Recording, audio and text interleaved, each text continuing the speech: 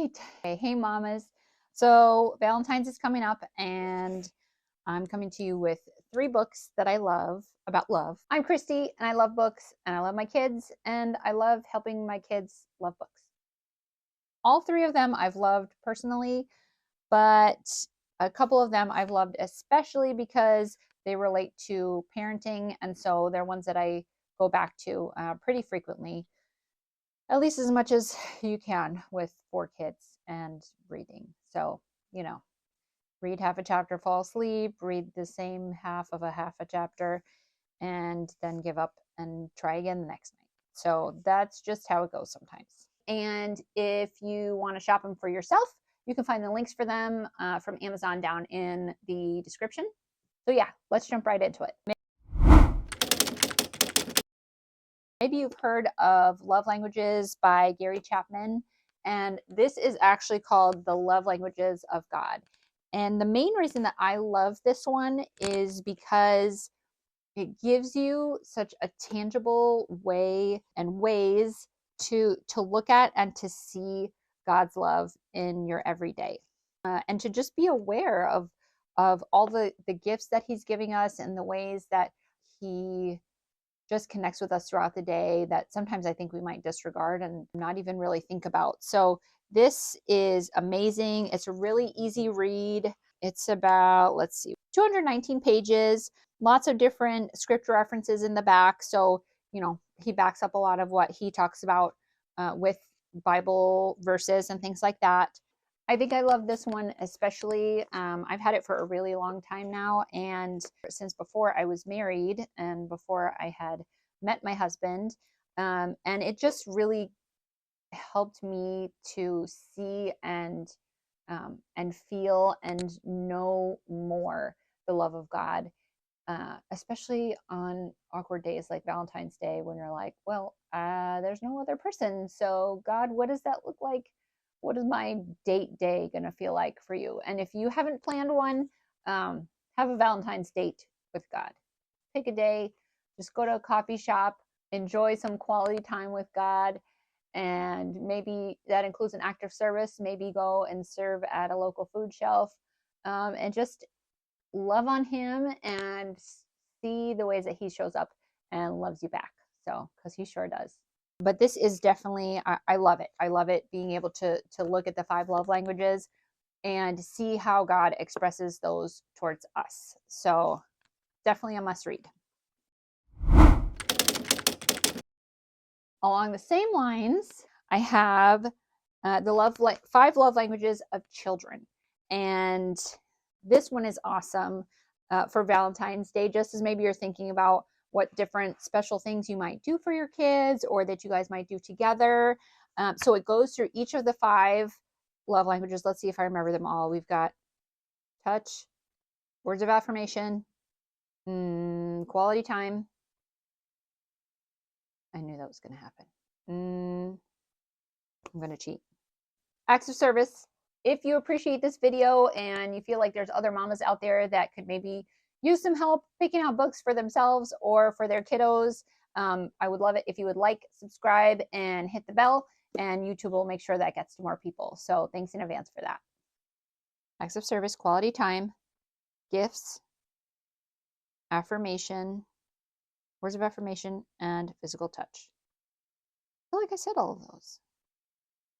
Okay, anyway, those are the 5.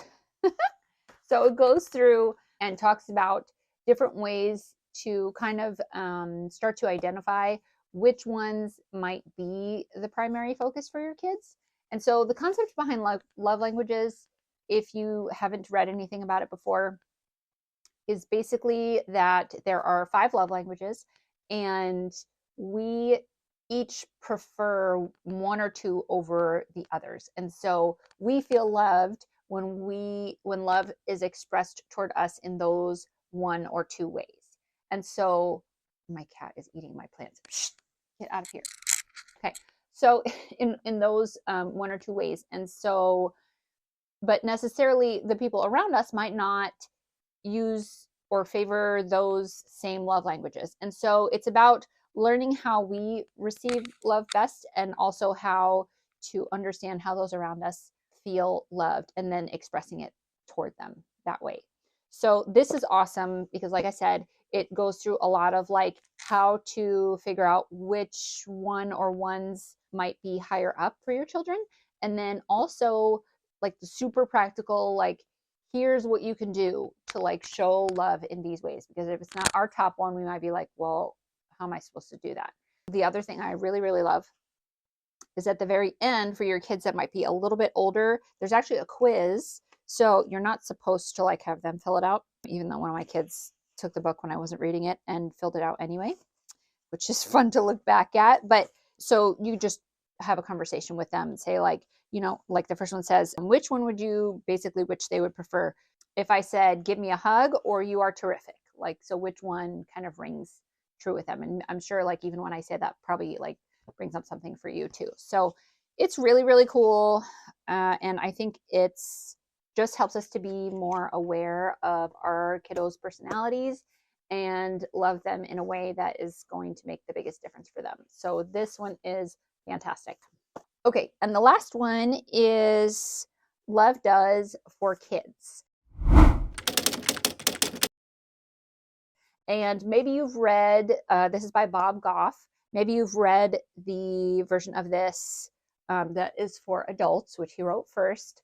He takes a lot of similar stories and writes them for kids. And they are illustrated. So like you can see in here, let's see, illustrated by Michael Loretano. And and also I guess Lindsay Goff. I'm not going to pronounce that right. Vidusic, maybe. I'm assuming that's a family member of his, maybe his daughter. But yeah, so there's some fun illustrations in here. And it's great because this is a fantastic like bedtime read because it is very much story and it's super relatable and current. And it's also only 4 pages per chapter. And sometimes one of those pages is a whole picture. So, you know, sometimes when we're not too excited for that, like, you know, oh yes, read me the longest Dr. Seuss book that we have. And they are strategic because you know that they are trying to pick out the book on the shelf that has like the most words in it or it's going to take you the longest. So this is awesome. You can decide and let them know in advance. We're going to read 1 or 2 chapters. Just pick one because then if you only read 1 and you said 1 or 2, they're going to ask you why you didn't read the second one. There are, let's see, 46 in here. And so you can break it up however you like. And also my older kiddos, so I guess she was probably about maybe 9 or 10 at the time, enjoyed reading this on her own. So this one is really, really great. Just really great stories on ways we can put our love into action and be the hands and feet of Jesus to those around us.